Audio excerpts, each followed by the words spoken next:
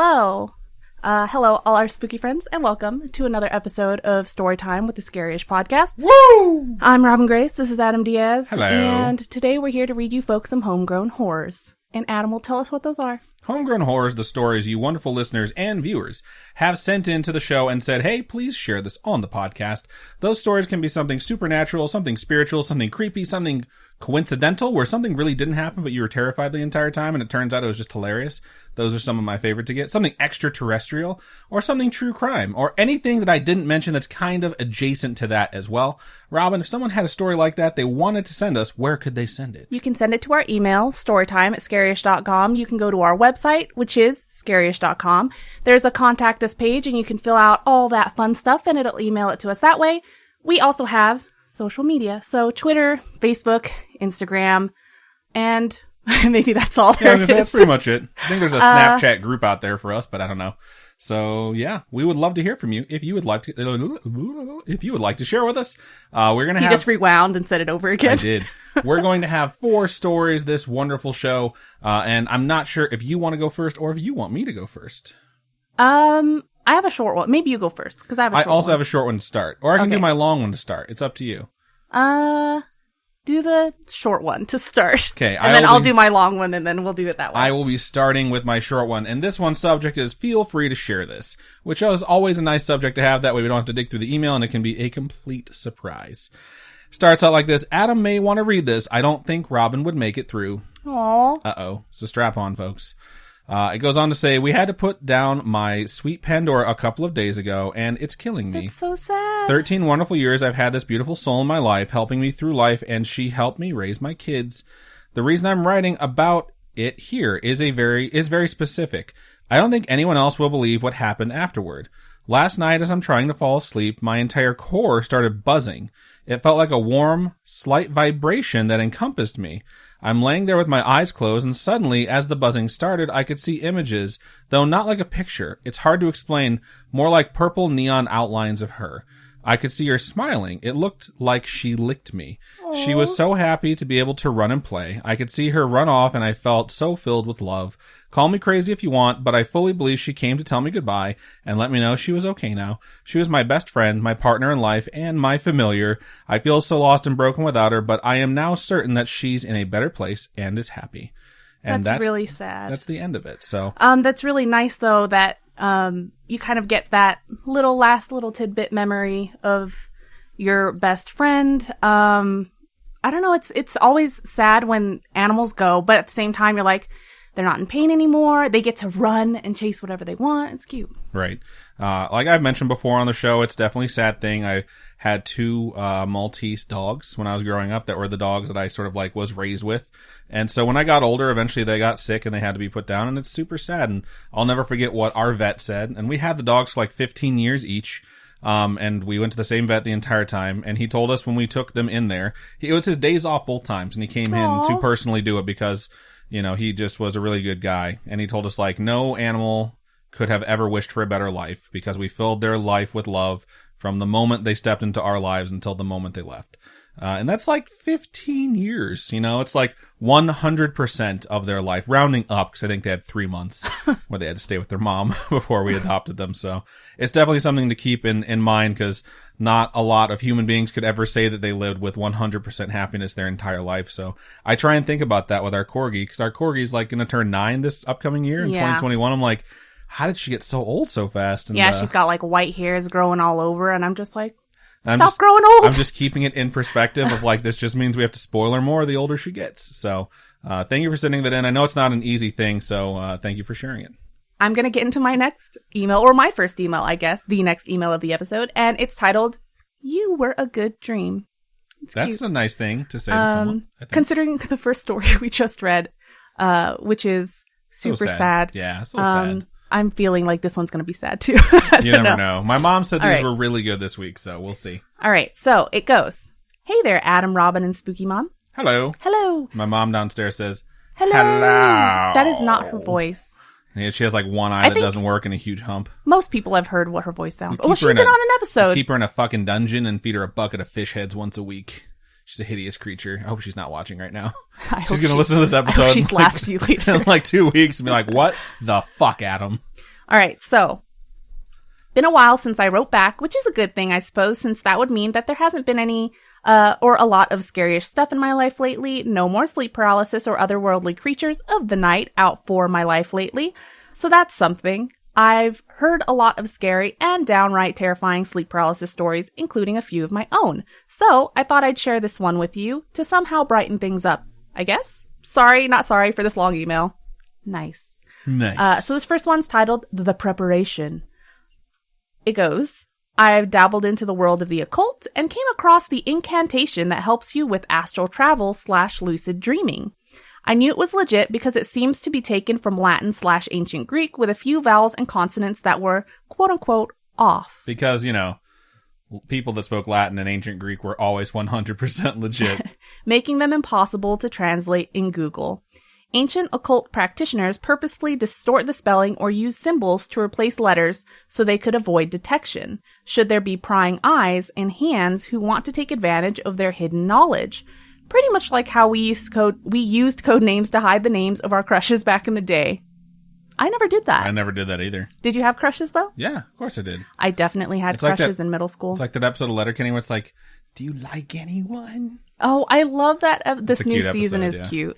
It's not as, I feel like not a lot of laughs. Not as knee-slapping hilarious, but I enjoyed it, yeah. Yeah. But no, yeah, man, code names for crushes, I don't think I did that. I didn't have a lot of crushes in high school, definitely did in middle school, man. But high school, not so much. All right, so anyway, you guys don't care about my crushes. I do, as long as they're me. Aww. And I was like, who the fuck are these people? I don't have to crush on you. I'm just... Well, I always crush on you. So. Oh, that's so sweet. You're welcome. Everyone's like, okay, so... It's like a cat throwing up a hairball. So anyway, the ritual demanded that I memorize this orison by heart, and that I shouldn't stumble on the pronunciation. There's a website called... Klaatu Barata. No. Okay, then. I'm just going to take the book now. That's from Army of Darkness, in case you haven't seen it. I haven't seen it. It's so fucking good. I almost watched it the other day, and Adam was like, no, you got to save it for the podcast. Like, save it for the podcast. The fuck you doing? All right, so StumbleUpon's a website. That's why I almost said StumbleUpon. Anyway, so you shouldn't stumble upon the pronunciation. So fuck me. You shouldn't stumble on the pronunciation as it would reflect weakness of intent. I would have to hum it like a lullaby until I fall asleep. And it also advised me to do it under a waxing or full moon when its lunar light could guide me as I travel in realms beyond. I think I know this chant. It's a... If you didn't recognize that, then I don't know what the fuck to tell you. But... We are farmers. I don't know if we'll get struck for that. I don't think we will. I don't know. I think J.K. Simmons is like, yo, thanks for the shout out, dog. Since he runs Farmers Insurance. It's 100% him. I fucking hate you. And so I practiced saying it in my sleep for a couple of days before the night when I intended to do it, making mental notes of the part where I stumbled. Then came that said night. I took a long bath, I drank jasmine tea afterwards, and went to bed. I hummed the occult words, making sure I got every word correctly. I felt my eyelids become heavier and heavier until the sound of my voice chanting were the only things that I heard before slipping into unconsciousness. I felt my body become unbelievably light and sensed a cloaked figure come up to me. Normally, I would panic and wake up drenched in cold sweat, but there was something comforting about this entity. I didn't feel threatened. I could feel its hand on the sole of my feet, and I felt myself departing as it guided me out of my corporeal self. Interesting. Very interesting, yeah. I wonder what happens next. I'm pretty sure you descend into like the 9 levels of hell, or I'm just thinking. Is that what happens? That's what happens in Dante's Inferno. I was going to say, that sounds like Dante's Inferno. All right. So the second part says, the dream. I was in what seemed to be my high school, but I felt like they did something to the place. It felt familiar and foreign at the same time. I was in my old high school uniform, and I saw a lot of other students wearing somewhat of an updated version of said uniform. It was raining hard, and students were hurriedly coming inside the campus. I was starting to get wet in that dream. Oh, it says get your mind out of the gutter. Whap! Okay, no. And I tried to look for the nearest cover. I spotted a shed in some distance, and as I was about to run towards it, I felt a hand on the side of my shoulder. The owner of this hand pulled me closer to his body. I said his because I noted the absence of a side boobie. That doesn't mean anything. Just saying. I turned to look at this boy, and boy was he tall. He looked down on me and said, "You new here?"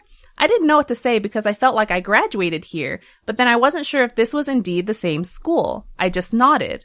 And, quote, "Well, let's get out of this blasted rain then," end quote. Oh, well, I don't know why I quoted that, because it says, he said, as he held me on one hand and the umbrella on the other. That sounds romantic.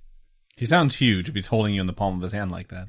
That's just the picture I got randomly. I'm not saying that that's what's actually happening. We brisk walked our way to safety, and he handed me a towel. What kind of student has a hand towel ready in their bag? I just had a handkerchief back in the day, and that was it. As I was drying my hair, I felt the need to thank this guy. "Hey, thank you. What was your name again?" He muttered something under his breath as he looked shyly at the ground. I asked him to say it again. It was either inaudible or his name was hard to pronounce. He muttered his name again. Normally, I wouldn't ask people to say their name a third time. I would usually just nod and say, "Okay, cool," or something, and hope I never run into them again because it would force me to call them by their name. But something or someone was urging me to ask his name again, and so I did. "Sorry, I've got bad hearing. What's your name again?" He looked at me, and for the first time I could see his face clearly. Tall, fair skin, dark hair with sad brown eyes that disappeared when he smiled, and he pronounced his name slowly, making sure I wouldn't forget it. He said he was half Japanese and felt like a foreigner wherever he went. He said goodbye as he was about to be late for class, and as he disappeared to his classroom, I woke up. It's a pretty detailed dream, I think. Yeah. I was hoping he was going to look up and be like, "Mephistopheles, Lord of the Underworld." It's like, what the fuck? Isn't that a cat from Cats? Probably. I don't know. I was actually going through my head like, what's the name of some of the bad guys in Diablo? So, I'm pretty sure that's like Lord of Terror. I haven't played him in a long time. Don't judge me. Then the next part says, the morning after. I always keep a dream journal at my bedside, and today more than ever, I felt the need to write that shit down right away. I immediately logged the dream and his name on it, despite my head pounding against my skull. His name was unusual for the most part, but I guess it did sound a bit Japanese. Whenever I read or say his name, it ignites memories of that dream. I resisted the urge to look his name up, especially since I just have his first name. They say if you have eye contact with someone in your dream, you're meant to meet them in real life. And if that's the case, then by fate's decree, we'll see each other. Aww. If not in this lifetime, maybe in the next. Love and light to both of you and to the Scariest community. You guys are awesome. Thank you so much. I have so many questions. First and foremost, what was his name? Because I want to look it up now. And the other one is, why did you not include the chance that we could all try this at home? I wouldn't want to try it. I probably wouldn't try it either. And No. I'm kind of glad you didn't put that in there. We might have taken it out. Maybe my mom took it out.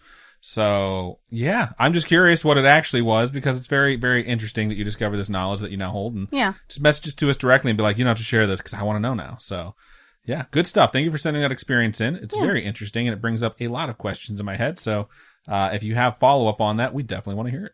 Yeah, thank you. All right, so that is the halfway point of the episode, which you know what that means. It's ad time. I know, right? Oh, my God.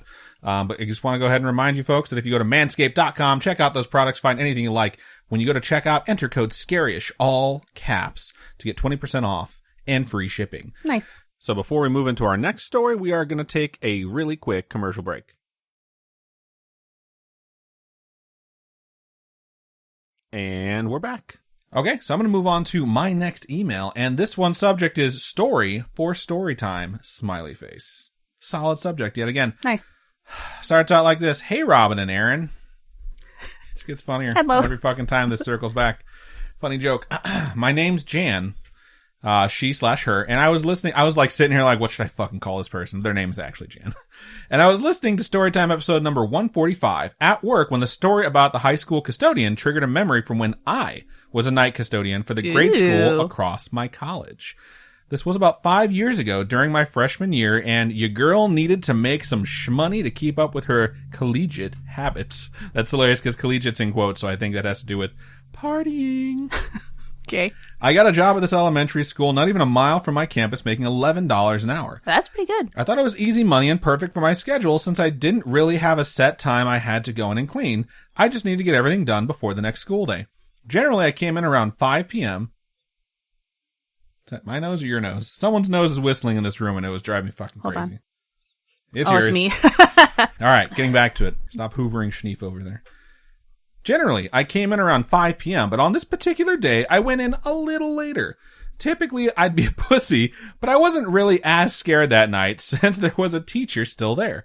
She stays later than everyone else, so usually we just vibin'.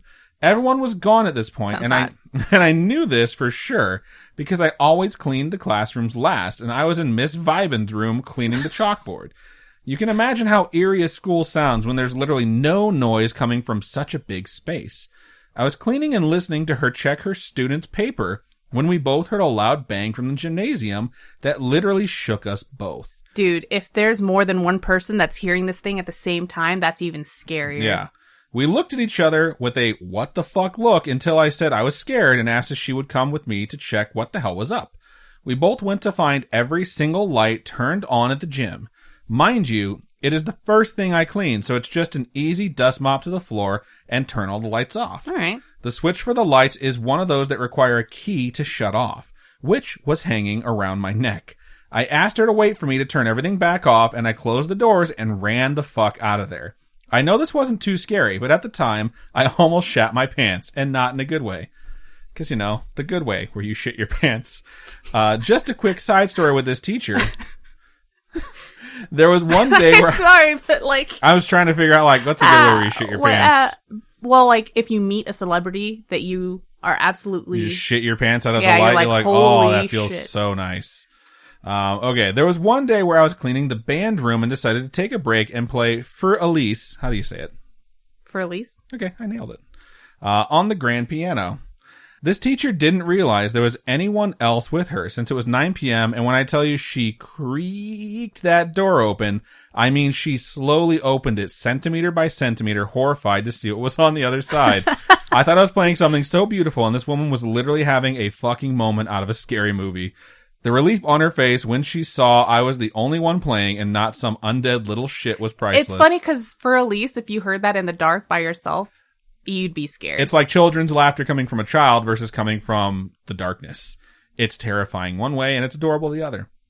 The email says, she was holding her breath the whole time. Sorry this email was so long, but it has been a while since I last wrote in. You guys probably don't even remember me. Storytime, episode 22, lucid dreaming gone wrong and sleep paralysis right after. I kind of do remember that, actually. It's great to see how far you've come since I've been listening to you since May 16th, 2018. Dang. I re-listened to the episode because I'm vain. LOL. I am so very proud of the both of you. Also, I'm not going to lie. I was a little salty that you started the live reading a little after the episode you read my story. That's funny. And then a bunch of laughter. It says, it's okay. I'm over it now. Maybe. Kinda. Just kidding. Not really. Anyway, it'll be nice to watch if you guys end up reading this on the live show. Well, here it is. Hello, Indeed, this is the live here show. it is. Thanks for taking the time to read this, and much love to y'all. Heart, Jan. Thank you so much, Jan, for sending that in. That is so freaking funny. Because I guarantee there's so many teachers out there that give it 110% and stay at school later than anybody else. Right. And I can't even imagine. I remember a parent-teacher conference night where you'd be on campus way later than normal, and it's just weird. And those teachers are like, I get to talk to the parents, 2 parents for each kid I have.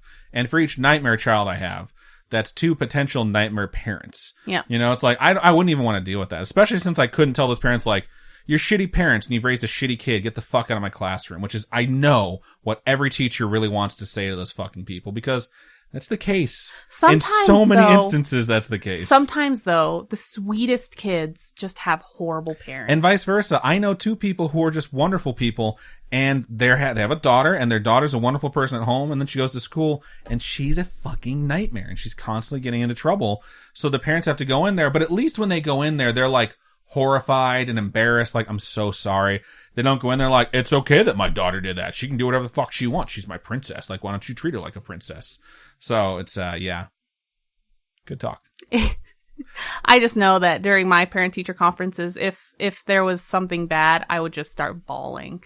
Because I honestly never did anything bad. But one parent-teacher meeting, my teacher was like, she's failing history. I fucking hate history. I remember I was failing history and I cried so bad. I ended up with an A because I turned that shit around. But like, oh man. so often the teachers would always be like, Adam's really smart and we're going to put him in gifted classes, but he doesn't like to try sometimes. And it'd be like, yeah, because 1, I'm bored, and 2, you're dumb. And I don't want to play your stupid fucking games. And I have like 50% of my teachers love me and 50% of my teachers absolutely hated me. There was no in between with my 50% of me teachers. loves you, 50% of me hates you. All of me hates you, so fuck right off. All right, thank you so much for saying that in. I'm going to read my next email here, and it's from Dana, and it begins, Hey, Robin and Adam. Hey. Hello. Sorry, I was drinking beer. It's my bad. I have a second short story for y'all. My first one where I got too high and thought I was being possessed. I remember that one. Anyway, my grandma passed away last week. Our condolences. That's really rough. It's a lot of sadness this episode. And she had a super creepy haunted house story that I would love to share on the podcast. So it is really awesome you're sharing this story. It's very sad your grandmother passed away, but the fact that you're passing on her story now, yes, and it's going to go out to so many folks is like, it warms my heart in just a wonderful way. So thank you for something. It's a part of her that'll live forever. Yeah. So back in the 60s, my grandma, her now ex-husband, my uncle, and my aunt lived in a creepy house in Northeast Ohio. My grandma always swore that the ghost hated men. Seems like a lot of ghosts do, though. Yeah, I think it's the rage of whatever they went through in their life. Whatever it was, it would lock my grandfather and uncle in rooms with no locks sometimes. I'm going to sidebar and tell you guys about how it was like for me coming home today from work. It is freezing outside, not legitimately freezing. It's cold. Not literally. It's very, very cold. I wore the wrong coat for the weather today. And so I have a bunch of crap in my hand and my bag in another hand, and I'm putting in the code for the door, trying to get in. It won't open. I keep putting in the code. I keep trying to open the door. Your mom had to open the door and let me in. I was taking a bath. And Adam was boop, boop, boop, boop. Oh my God. Over and then like bang, bang, bang. I was trying to I hope that works out. And it was driving me nuts. And then Adam's like, hey, can you bring me up a glass of water while he's laying in the tub, right, taking a bath? I was so thirsty. And so I bring him up a glass of water, and I have to pee so bad. Most awkward drinking situation I've ever had. The freaking bathroom door is locked. I'm like, are you effing kidding me? Why is all the doors are locked today? And it's driving me nuts. And so I have this glass of water in my hand trying to unlock this door. Oh my God, dude. Seriously. Since we're putting all the fucking cards on the table, one, Robin's the kind of person who will walk in while you're taking a shit, and when she leaves the bathroom and she's done with the bathroom, she just leaves the fucking door open. You're sitting there taking a shit, and all of a sudden everyone can walk by and be like, hey, what's up? How's your shit going? Yeah, just saying. I'm sorry I locked the fucking door. Also, drinking that glass of water was really awkward because I'm sitting in a bathtub of warm water, drinking a cold glass of water while someone's next to me peeing. I'm like, this is fucking weird, but I'm thirsty. It's like one of those weird dreams where all these things happen and you're like, none of these things would ever happen all at once in real life. It did today. It was odd. So, all right, let's get back to the story. All right. Anyway, so, the grandfather and uncle get locked in rooms with no locks. Gotcha. Their beds are shaken. They've been pushed down the stairs. Holy shit. According to my grandma, the last thing that happened before they moved out was the crucifixes being turned completely upside down. That one's not good. That's not okay. Nope. No, that is nope. My aunt, now in her 50s, does not remember much of this, but says that the ghost never bothered her or my grandma. Definitely seems like it was prejudiced against your grandpa and uncle. Yeah, they were targeted, it seems like. Anyways, that's my story, and I would appreciate any scariest love and support from y'all. I definitely want to send you love and good vibes since your grandma passed away. That's a really rough thing to go through. I totally can vibe with you on that since my grandma passed away this year as well. And it's really cool that you have this story that you can kind of tell and remember your grandma with and kind of chuckle about, you know, that her now ex-husband got fucked. But that's funny. But yeah. Yeah, definitely thank you for sending that in. And it's one thing where it's like, it really makes you wonder what the ghost is targeting them for. If it's one thing where they just target men, it always makes me think like that person had a really rough life because of men in their life. But yeah, that's super creepy and terrifying that the beds were shaking and they were locked in rooms with doors that didn't have locks. The creepy thing is the crucifixes, because that's just like something out of a horror movie. I'd also like to point out, someone corrected us one time and they're like, oh, you guys, the upside down crucifix is a sign of the Pope. That is just grossly incorrect in so many ways. So, it was Peter. St. Peter was crucified upside down, and he chose to be crucified upside down because he didn't feel that he was worthy to be crucified in the same manner as Christ. St. Peter, I think, is technically the first pope. That doesn't mean that the upside down cross is a symbol of all popes going forward. The crossed keys are the symbol of the office of the pope, or the papacy. The papal symbol. When it's an inverted cross of Christ being crucified, that is completely different than the St. Peter cross, which is just an upside down cross. And that is something that people need to realize and stop fucking DMing us because I'm so sick of reading this. Jesus. Sorry. Good chow. There are certain things we get corrected on where I'm like, stop fucking correcting us. Like, there's different ways to interpret this. Like, read more. Like, I'm sorry we didn't read the only things that you've read, but stop being a dick about it. So I just got to put that one out there. I'm just going to say I don't read any of the YouTube She doesn't, comments. so I have to do all the things where I'm like, this person's correcting us and they're wrong. They're kind of, it's like that fucking meme where it's like, well, yes, but no. Adam likes to let me know the notable YouTube comments. So if they're either stuff that I need to know or things that would really up my spirit if I'm having a bad day, he lets me know those things. But he does all the YouTube stuff. If you see a reply from anyone, it's Adam on YouTube. If it's Instagram and stuff like that, it's the both of us. It could be either or. Yeah, we'll literally have a conversation and because we're race usually each other to reply. Sometimes we're usually right next to each other, and it's like, oh, did you reply to this message yet? So sometimes my Instagram doesn't actually show me what she sent from the shared account, so I have to ask. So I'm like, I don't want to say the same thing twice, and it'll be weird. Like, one of my quips not as funny as her quip that already went through. But the main thing I'd like to point out is we don't have a social media manager. It's just us. If you have a response from anything, whether it be our email, if you've emailed us, or through Facebook or Instagram or anything, it's legitimately us, even if it's at 5 a.m, because we're still fucking awake. Yeah, it's weird. I've messaged someone from a different part of the world, like at an ungodly hour of the night, and I'm just laughing because I'm like, I hope they don't think this is weird. I'm in no way discouraging you guys to comment or talk to us. Just be less snarky and assholey about it is all I'm requesting. And by the way, it almost never happens. I just had to get this one off my chest. Or Jeopardy rules. State it in a question. Have you guys heard da-da-da-da-da? Yeah. Because I was always under the impression this was the case. When it's like, you're wrong. When you start out with that, I'm like, asshole. I'm like, that's just right where my head goes. Then I have to type up my response, read it to Robin. Robin's like, change it. And then I change it a couple times. I have a 24-hour rule a lot of times for replies to snarky stuff. I'm like, all right, let me see if I think this is still he's like, good I need to cool off before I say anything. And I tell him, too, I'm like, just take a break. Don't answer right now. Just think about it, cool off, and then write a response later. I don't get angry or heated. I'm a person who claps back, and I clap back quickly. So I'm like, all right, calm down, be professional about this. Good job. Okay. So,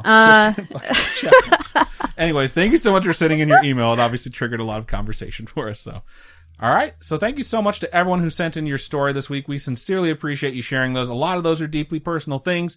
And I think this week we had a lot of people emailing us stuff about when they were hurting and how they felt. And that is something that you're very brave to share, and we sincerely appreciate it. So if you have a story that's like that, or it could just be supernatural, spiritual, paranormal, any of those things that we normally read, or maybe something outside the box you want to toss our way, feel free to do so. You can email storytime@scarish.com or go to our website, scarish.com, and click on Contact Us. Fill out that form. It does come directly to us, or hit us up on any of our social medias. Facebook is facebook.com/scarishpodcast. Twitter is @scarishpod, and Instagram is @scarishpodcast. Robin, for folks who would like to donate to us, how can they do so? You can go to patreon.com/scarishpodcast. Those are monthly donations. There's a bunch of different tiers. Tiers do start at $1, and at $1 you get ad-free episodes, which is great. Also access to exclusive Patreon merch, which is super awesome, like the keychains that have been going out to Badge of Honor patrons and above. The ones that you may have missed out on, you can purchase now, which is great. And then you can also go to Coffee if you don't like the whole monthly subscription concept. You can do one-time donations, ko-fi.com/scarishpodcast. Those are one-time donations. We really couldn't be here today without the assistance and the support and the donations of everybody who is a part of this amazing group of spooky friends. And it's another successful year, I think. Oh no, it's 2020 when this episode actually comes. 2021 when this episode comes out. First day of 2021. First day of the new year. Happy New Year, So folks. Happy New Year, everybody. And so thankful for another year in the books and for another year ahead. May 2021 be better than 2020 in many, many ways. Dirty Money 2020. Dirty Money 2021. Fuck yeah. Chase that paper, son. All right. I think that's just about everything we have. Robin, go ahead and sign us out and do your trademark joke. Keep on creeping on, and we'll talk to you guys next year. Wait, this year? No, it's Friday. Tricked Doesn't you. matter. Take Hello. that got weird. Bye.